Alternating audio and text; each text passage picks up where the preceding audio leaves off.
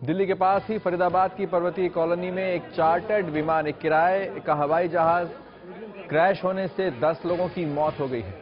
यह हवाई जहाज पटना से एक मरीज को लेकर दिल्ली आ रहा था। हवाई जहाज में मरीज के अलावा 2 पायलट, 2 डॉक्टर और एक अटेंडेंट, एक नर्स मौजूद थे। विमान ने करीब 9:15 बजे पटना से उड़ान भरी थी। 11:15 बजे ये रडार से गायब हो गया, यानी संपर्क टूट गया। राहुल राज नाम का ये मरीज मोतिहारी के कारोबारी का बेटा था और वो पीलिया से पीड़ित था। डॉक्टर का कहना है कि उन्हें हेपेटाइटिस बी का इन्फेक्शन था और बेहोशी की हालत में उन्हें इस अस्पताल से, जगदीश मेमोरियल अस्पताल से दिल्ली के अपोलो अस्पताल भेजा जा रहा था। हादसे में मारे गए लोगों के शव फरीदाबाद के बादशाह खान अस्पताल में रखे गए।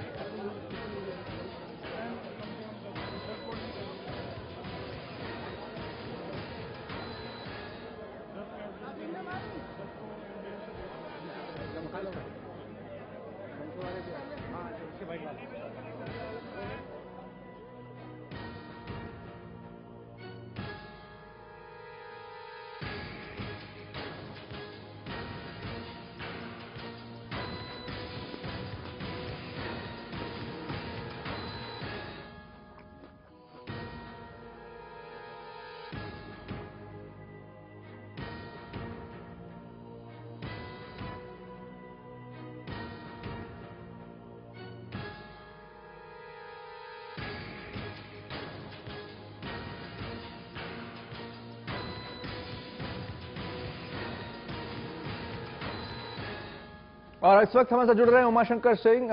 उमा, ताजा अपडेट अपोलो अस्पताल से क्या है?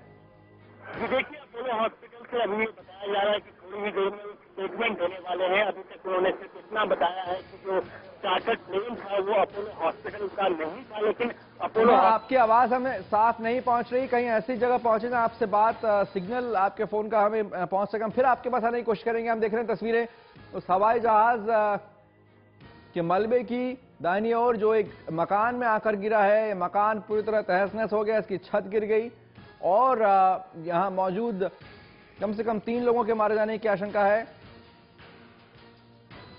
एक तरफ आग लगी, जबरदस्त धमाका हुआ, उसके बाद आग पर काबू पाया गया और अभी भी मलबा यहां फैला पड़ा हुआ है।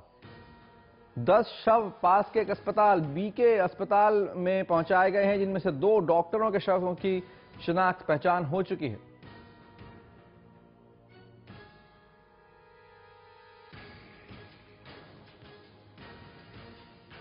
हम फिर चल रहे हैं उमाशंकर सिंह, बस उमा, ओवर टू यू।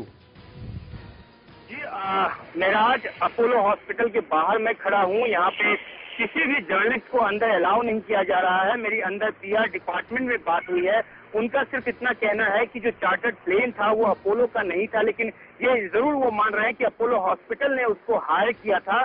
और वो ये भी बता रहे हैं कि जो मेडिकल प्रोसीजर है ऐसी इमरजेंसी सिचुएशन में उसको फॉलो किया गया था। मैं यहाँ से जो देख पा रहा हूँ, इमरजेंसी का जो इनका डिपार्टमेंट है उसके बाहर काफी सारे लोग हैं। कई सारे घायलों को शायद यहाँ लाया गया है, लेकिन इस सब बारे में कुछ भी कंफर्मेशन हॉस्पिटल की ओर से नहीं दिया जा रहा है। गार्ड्स लगा दिए गए हैं गेट पे और बिल्कुल स्ट्रिक्ट इंस्ट्रक्शन है गार्ड को कि किसी भी जर्नलिस्ट को अंदर अलाउ न किया जाए। जाहिर सी बात है कि अपोलो हॉस्पिटल के पास बताने को जो कुछ भी हो, छिपाने को भी बहुत ज्यादा कुछ है। बिल्कुल, जिस तरह चुप्पी साध रखी है अपोलो अस्पताल ने, ये वाकई सवाल पूछने वाली बात है, क्यों अस्पताल चुप है। बेशक अस्पताल के जो डॉक्टर हो, इस वक्त जो मेडिकल स्टाफ है, उन्हें अपना काम करना होगा अगर घायल वहां है, लेकिन अस्पताल के पास प्रवक्ता भी हैं, उनके पास एडमिनिस्ट्रेशन स्टाफ है जो बात कर सकता है पत्रकारों से, टीवी चैनल से, लेकिन इस वक्त उनकी चुप्पी वाकई सवाल खड़े करने वाली है।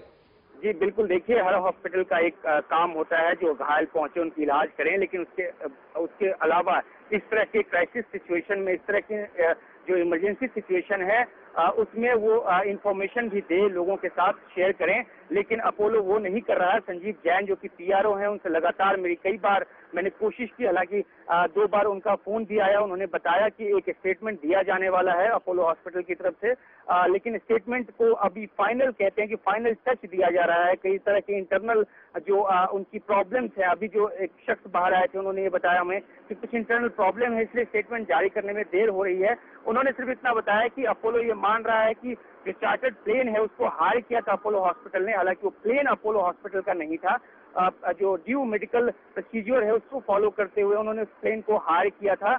इसके अलावा कुछ और जानकारी अभी वो शेयर नहीं कर रहे हैं। यहाँ तक कि ये भी नहीं बता रहे कि जो ये हादसा हुआ है फरीदाबाद में, जो कि काफी नजदीक, काफी सटा हुआ इलाका है अपोलो हॉस्पिटल से, कितने घायल यहाँ पहुंचे हैं या किस तरह के जो चोट खाए लोग यहाँ पहुंचे हैं। और एक जानकारी ये भी है कि जो राहुल राज हैं, जो कि उस एयरक्राफ्ट से जिनको लाया जा रहा था, एयरलिफ्ट किया जा रहा था, उनके माता पिता शायद पहले ही यहाँ पहुंच चुके हैं। तो इस बात की भी जानकारी हॉस्पिटल की तरफ से नहीं दी जा रही है कि क्या उनके पेरेंट्स यहाँ पे हैं, और वो हैं तो वो कहाँ हैं और किस हालात में है, उनसे भी कोई मिलने देने की बात इनकी तरफ से नहीं की जा रही।